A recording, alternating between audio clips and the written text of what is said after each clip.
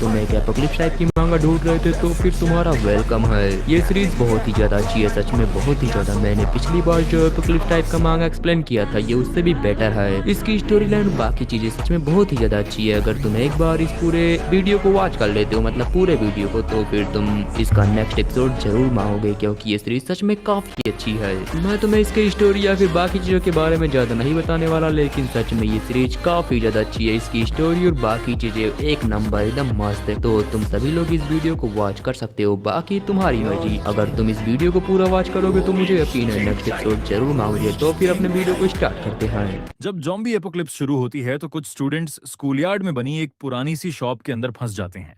बाहर के जॉम्बी दिखने में तो बिल्कुल नॉर्मल लगते हैं, लेकिन उनके पास चालें भी होती हैं। उनमें से एक अपने आप को उनका अनइन्फेक्टेड क्लासमेट जांग बताकर अंदर आने की मांग करता है ताकि वह बाहर के जॉम्बीज से बच सके। आरएमसी और कुछ लड़के दरवाजा पकड़े हुए खड़े हैं, लेकिन उन्हें भी नहीं पता कि अब क्या करें। शायद वह सच में उनका क्लासमेट हो। तभी क्लास रिप आगे आती है और कहती है कि उसे अंदर आने दो। लड़के ज्यादा समझदार साबित होते हैं और मना कर देते हैं, क्योंकि इतने सारे zombies इधर उधर घूम रहे हैं।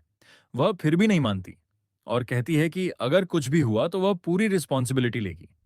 लेकिन याब्बे को पहले से पता है कि आगे क्या होगा। अगर उन्होंने दरवाजा खोला तो जॉम्बी अंदर घुसकर उसे काट लेगा, उसका हाथ खत्म हो जाएगा और वह नरक की 9 परतों जैसा दर्द झेलेगा। लेकिन इस जिंदगी में नहीं। वह उस घमंडी लड़की को कहता है कि अगर इतनी ईगर है तो खुद दरवाजा खोल ले। वह लड़कों को दरवाजे से हटने का आदेश देती है। जैसे ही वह दरवाजे का हैंडल घुमाती है, जॉम्बी दरवाजा तोड़ते हुए अंदर घुस आता है। सारे स्टूडेंट्स डर जाते हैं और जमीन पर गिरते हुए क्लास रिप देखती है कि जांग पूरी तरह जॉम्बी बन चुका है। सब घबराने लगते हैं और लियो अपनी जान बचाने के लिए एक और क्लासमेट से चिपक जाती है। वह सेल्फिश होकर उसे जॉम्बी की तरफ धकेलने की कोशिश करती है ताकि खुद बच सके। लेकिन तभी अबे आता है और उसे अपने क्लासमेट से दूर लात मारकर हटाता है मैन। कैरेक्टर एक शातिर मुस्कान देता है क्योंकि वह लड़की जॉम्बी की बाहों में जा गिरती है। जॉम्बी उसे कसकर पकड़ लेता है, उसे खाने की तैयारी में। लेकिन यबे रेंच से जॉम्बी की भीख मांगती है, लेकिन मैन कैरेक्टर उसे सिर्फ घृणा भरी नजरों से देखता है। लिरू, ये फाइट क्लोथ्स मैन कैरेक्टर को पूरी पिछली जिंदगी में सताती रही थी, इसलिए वह बदला लेने के लिए तैयार है और दरवाजा बंद करना शुरू कर देता है, जबकि वह अभी भी बाहर ही है। वह लगातार चीख-चीख कर मदद की गुहार लगाती रहती है, लेकिन याए उसकी बात नहीं सुनता, जिससे बाकी क्लासमेट्स भी हैरान रह जाते हैं। वह सबको जल्दी से दरवाजा ब्लॉक करने का आदेश देता है और बिना सोचे समझे सभी स्टूडेंट्स दरवाजे को बंद रखने के लिए उसके सामने फर्नीचर जमा देते हैं। लिवा मदद के लिए चिल्लाती है और अपने क्लासमेट्स से उसे बचाने की भीख मांगती है। लियो सोचती है कि उसके साथ ऐसा नहीं होना चाहिए क्योंकि वह उनकी क्लास रिप्रेजेंटेटिव है। अचानक वह लड़की दर्द के मारे चीखने लगती है। अंदर के सभी स्टूडेंट्स डर जाते हैं क्योंकि उनकी कानों में उसकी तड़पती चीखें गूंजती रहती हैं। कुछ समय बाद सूरज निकल आता है। एक स्टूडेंट नोटिस करता है कि क्लास रिप अब चीख नहीं रही। कोई पूछता है कि क्या वह भाग गई या मर गई। कुछ स्टूडेंट्स मैन कैरेक्टर की हरकतों से हैरान होते हैं क्योंकि किसी ने उम्मीद नहीं की थी कि वह इतनी आसानी से जॉम्बी को मार देगा और बिना हिचकिचाहट क्लास रिप को बाहर फेंक देगा। एक लड़की उसे डरावना कहती है। सबको आश्चर्य होता है कि वह हमेशा तो बहुत दयालु रहता था, लेकिन अब पूरी तरह बदल गया है। स्टूडेंट्स नोटिस करते हैं कि यबे अचानक एक नया इंसान बन चुका है। मैन कैरेक्टर पीछे मुड़कर उन्हें घूरता है, जिससे लड़कियां डर जाती हैं। वो पूछता है, क्या तुम लोगों से डरते हो? लेकिन स्टूडेंट्स कहते हैं कि ऐसा बिल्कुल नहीं है। दरवाजा पकड़े लड़का उसकी जान बचाने के लिए उसे धन्यवाद कहता है। दूसरा स्टूडेंट कहता है लियो को वही मिला जिसकी वह हकदार थी, क्योंकि वह सबको अकेले मरवाने वाली थी। एक लड़की कहती है कि सब अपनी जान याबे की वजह से बचा पाए। ये सुनकर मैन कैरेक्टर खुश हो जाता है कि कोई उसे नहीं डरा। वह मुस्कुराते हुए कहता है कि दरवाजा खोलो। वह कहता है कि उसे बाहर जाकर देखना है कि क्या हो रहा है, लेकिन सब उसे रोकने की कोशिश करते हैं। मैन कैरेक्टर बहाना बनाता है और कहता है कि उसे क्लास रिप के लिए बुरा लग रहा है और वह देखना चाहता है कि कहीं वह घायल तो नहीं। स्टूडेंट्स उसे बाहर के खतरे की चेतावनी देते हैं, लेकिन वह ठंडे स्वर में कहता है कि सामने से हटो। क्लासमेट्स डर जाते हैं और मजबूरी में उसकी बात मान लेते हैं। मैन कैरेक्टर दरवाजा खोलता है और हाथ में रेंच पकड़े आत्मविश्वास से बाहर कदम रखता है।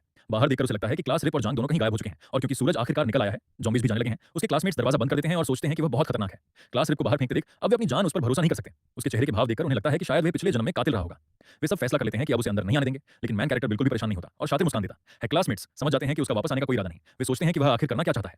वे देखते हैं कि याए एक फीमेल ज़ॉम्बी की तरफ बढ़ रहा है। वे उसे पागल कहते हैं, लेकिन मैन कैरेक्टर चेहरे पर मुस्कान लिए आत्मविश्वास से उस फीमेल ज़ॉम्बी का सामना करता है और हाथ में रेंच लिए उसकी ओर भागता है। सभी स्टूडेंट्स दंग रह जाते हैं। बिना हिचकिचाहट मैन कैरेक्टर रेंच से ज़ॉम्बी का सर चकनाचूर कर देता है। वह फीमेल ज़ॉम्बी के सिर को लगातार कुचलता रहता है और ये देखकर सभी स्टूडेंट्स उसे पूरी तरह पागल कहते हैं। जब मैन कैरेक्टर उसका सिर पूरी तरह चूर कर देता है तो वह उसके शरीर के अंदर से कुछ निकालता है। उसे एक हरी चमकती हुई स्टोन मिलती है जिसे एनर्जी स्टोन कहा जाता है और वह मुस्कुराता है क्योंकि उसे याद आ जाता है कि यही एपोकलिप्स की असली शुरुआत का स्रोत है और एपोकलिप्स मैकेनिक्स के लिए बेहद जरूरी रिसोर्स है। मैन कैरेक्टर नोटिस करता है कि पीछे से एक ज़ॉम्बी आ रहा है। ज़ॉम्बी उसके पास आने की कोशिश करता है, लेकिन मैन कैरेक्टर बिना रुके रेंच से उसका सर भी तोड़ देता है, जिससे सभी स्टूडेंट्स फिर से हैरान रह जाते हैं। एक स्टूडेंट ये देखकर दंग रह जाता है। उसे याद आता है कि याए तो पूरी तरह डरपोक हुआ करता था। वह सोचने लगता है कि क्या मैन कैरेक्टर अब तक सिर्फ नाटक कर रहा था और वह कितना डरावना बन चुका है। वह लड़का शक करता है कि क्या मैन कैरेक्टर अब तक एक्टिंग ही कर रहा था और उसे बहुत डरावना मानता है। एक और स्टूडेंट भी याए के बिहेवियर से हैरान है। जिस तरह उसने बिना झिझक क्लास रिप को बाहर फेंक दिया था। वह कहता है कि याए को वापस बुला लेते हैं ताकि वह ज़ॉम्बीज़ को मार सके, लेकिन उसका क्लासमेट मना कर देता है क्योंकि उसे लगता है वे पूरी तरह पागल है। वह अपने क्लासमेट को मनाने की कोशिश करता है क्योंकि जिस रूम में वे छुपे हैं वहां खाना नहीं है और उसे डर है कि कहीं वो भूख से न मर जाए। अचानक यबे रेंच से रूम की खिड़की तोड़ देता है और चिल्लाता है कि बाहर आओ। सब मिलकर ज़ॉम्बीज़ मारते हैं। ये बहुत एक्साइटिंग है। क्लासमेट्स उसे पीछे देखने को कहते हैं क्योंकि एक ज़ॉम्बी उसे काटने की कोशिश कर रहा है, लेकिन मैन कैरेक्टर शांत रहता है। ज़ॉम्बी के चेहरे पर किक मारकर उसे पीछे फेंक देता है और फिर भारी रेंच से उसका सिर तोड़कर उसे तुरंत मार देता है। ज़ॉम्बी वहीं गिरकर हिलना बंद कर देता है। ईबी के क्लासमेट्स उसे देखते रह जाते हैं। उनके चेहरे डर से भरे होते हैं। मैन कैरेक्टर उनकी तरफ देखता है और कहता है कि उसे नहीं पता कि वह इन्फेक्शन से बच पाएगा या नहीं, क्योंकि एक अजीब गंदी लिक्विड उसके कपड़ों पर लग गई है। वह कहता है कि वह सबके साथ मिलकर ट्रैवल करने वाला था, लेकिन अब शायद वह ज़ॉम्बी बन जाए। इसलिए बेहतर है कि सब अलग-अलग चले जाएं। वह अपने क्लासमेट्स को चोट नहीं पहुंचाना चाहता या स्कूल छोड़कर जाने लगता है और उम्मीद करता है कि उसके क्लासमेट्स इस एपोक्लिप्स में बच जाएं। वह सबको पीछे छोड़ देता है। स्टूडेंट्स उसे बस यूं ही जाते देखकर स्तब्ध रह जाते हैं और कुछ कह नहीं पाते। यह लगातार चलता रहता है। स्कूल एरिया से पूरी तरह बाहर निकल जाता है। शहर में चलते हुए वो चारों तरफ फैले ज़ॉम्बीज़ को देखता है और समझ जाता है कि यह इंसानियत के एपोक्लिप्स की शुरुआत है। ज़ॉम्बी वायरस फैलने में जरा भी समय नहीं लगा। लगभग 50% मानव आबादी इन्फेक्टेड हो गई। पॉलिटिक्स, इकोनॉमी सब खत्म हो गया। हर दिन ज़ॉम्बीज़ बढ़ते जाते और इंसान डर और निराशा में जीने लगे। अपनी जान, जगह, खाना और रिसोर्सेज के लिए लड़ते हुए जिंदगी की हालत और भी बदतर होती चली गई। डार्क एरा वो नाम था जो प्रोफेसर जंगहान ने ज़ॉम्बी रिसर्च को दिया था, जो मैन कैरेक्टर के पिछले जन्म में उसके पिता थे। क्लास रिप्रेजेंटेटिव की वजह से एक ज़ॉम्बी ने उसकी बांह पर काट लिया था और जिंदा रहने के लिए उसे अपनी बांह काटनी पड़ी थी। उसने 50 साल तक भूख, दर्द, तड़प और ना जाने कैसी-कैसी तकलीफें झेली। हर एक दिन नर्क जैसा था। फिर एक दिन उसे एक मैकेनिक मिला जिसने अपनी शक्ति से मैन कैरेक्टर को उसकी मौत से पहले के अतीत में वापस भेज दिया। मैन कैरेक्टर समझ गया कि वो रीग्रेस होकर वापस लौट आया है। सिटी की सड़कों पर चलता हुआ लोग खिड़कियों के पीछे से उसे देखकर बोलते हैं, ये पागल हो गया है क्या? बिना डरे इतनी ज़ॉम्बी होने पर भी बाहर घूम रहा है। एक आदमी बोला, लगता है भूख ने इसे पूरी तरह पागल कर दिया। दूसरा बोला, इसे अंदर बुलाएं क्या? नहीं तो ये मर जाएगा। लेकिन उसका दोस्त डरते हुए बोला, अगर ये इन्फेक्टेड हुआ तो हम सबको खत्म कर देगा। बिल्कुल बेवकूफी है। मैन कैरेक्टर बच्चों वाले पार्क में पहुंचता है जहां एक बड़ी भीड़ ज़ॉम्बी की उसे घेर लेती है और सब उस पर टूट पड़ते हैं। खिड़की से देखने वाले चिल्लाते हैं, ये मौत को बुला रहा है, खाने के लिए बाहर आ गया क्या? लेकिन मैन कैरेक्टर के चेहरे पर डर की जगह कॉन्फिडेंस होता है। वो अपने टूल से पहले ज़ॉम्बी का सिर चकनाचूर कर देता है और रुकता नहीं, एक-एक करके सभी ज़ॉम्बी को मारना शुरू कर देता है। लोग दंग रह जाते हैं। इतना ताकतवर, इतना बहादुर, ये कब से ऐसा है? दूसरी खिड़की से लियो उसे देखती है। उसकी आंखों में बदले की आग। वो कसम खा चुकी है कि एक दिन उसे मार डालेगी। सारे ज़ॉम्बी मारने के बाद मैन कैरेक्टर को पीछे से और ज़ॉम्बी आते दिखते हैं। शोर से बहुत सारे ज़ॉम्बी खिंचाए थे। वो चिढ़कर बोलता है, बहुत हो गया, अब भागना पड़ेगा, और वो वहां से दौड़ लगा देता है। जब ज़ॉम्बी उसके पीछे दौड़ रहे होते हैं, बिल्डिंग के अंदर के लोग ये की हरकतें देखते हैं। मैन कैरेक्टर एक स्टोर पाता है और मदद के लिए दरवाजा खटखटाने लगता है। मैन कैरेक्टर कैमरा नोटिस करता है और जो भी देख रहा है उससे कहता है कि उसे अंदर आने दो, क्योंकि वो बहुत घायल है और बहुत सारे ज़ॉम्बी उसके पीछे हैं। बचने वाले लोग जो उसे देख रहे हैं शक करते हैं कि कोई लड़के को अंदर आने देगा, लेकिन अचानक दुकान के अंदर वाला शटर खोलने लगता है। ज़ॉम्बी मैन कैरेक्टर तक पहुंच जाते हैं तो वह जल्दी से एक ज़ॉम्बी को मारता है और खुद को बचाने के लिए रेंच कई ज़ॉम्बी की ओर फेंकता है। शटर खुलते ही वह जल्दी से अंदर लुढ़क जाता है। ज़ॉम्बी लगातार शटर पर दस्तक देते रहते हैं, लेकिन मैन कैरेक्टर उन्हें इग्नोर करता है और एक लड़की को स्टोर के काउंटर के पीछे छिपा हुआ देखता है। इसी बीच एक नाइट क्लब बिल्डिंग के अंदर कुछ लोग हैरान हैं कि एक स्टूडेंट इतनी आसानी से ज़ॉम्बी मार सकता है। वे अपने बॉस सेंटीपीड को बताते हैं कि लड़के ने अभी 5 या 6 ज़ॉम्बी मारकर एक कन्वीनियंस स्टोर में प्रवेश किया। जब उसने उसकी बांह पर पट्टी बांधी, मैन कैरेक्टर ने उसका धन्यवाद किया क्योंकि उसने उसकी जान बचाई थी। यूं ने बताया कि उसके पिता चाहते थे कि वह स्टोर के अंदर रहे क्योंकि बाहर बहुत खतरनाक है। उसने फैसला किया कि वह बाहर जाकर मैन कैरेक्टर के लिए खाना लाएगी और उसे बस आराम करने को कहा क्योंकि वह बहुत घायल था। यबे ने उसका धन्यवाद किया और उसकी दयालुता देखकर आश्चर्यचकित रह गया। उसने समझा कि अगर उसने उसके लिए दरवाजा नहीं खोला होता तो वह खून बहने से मर जाता या ज़ॉम्बी उसे खा जाते। अचानक मैन कैरेक्टर ने नीचे से यू की आवाज सुनी। दयालु लड़की ने अंत में ठगों को कन्वीनियंस स्टोर के अंदर आने दिया। सेंटीपीड अपने आदमी लेकर अंदर आया और दरवाजा खोलने के लिए उसका धन्यवाद किया। लड़की भ्रमित हो गई क्योंकि उसने उन्हें अंदर आने दिया था, क्योंकि उसे लगा था कि वे भूख से मरने वाले हैं। सेंटीपीड ने कहा कि वह सही थी और स्पष्ट किया कि अब स्टोर उसका है। तुमने उन्हें जाने को कहा और चेतावनी दी कि उसका पिता जल्दी वापस आएगा, लेकिन ठग बॉस ने नहीं सुना और कहा कि उसने उसके पिता को चारा बनाकर ज़ॉम्बी को भटकाया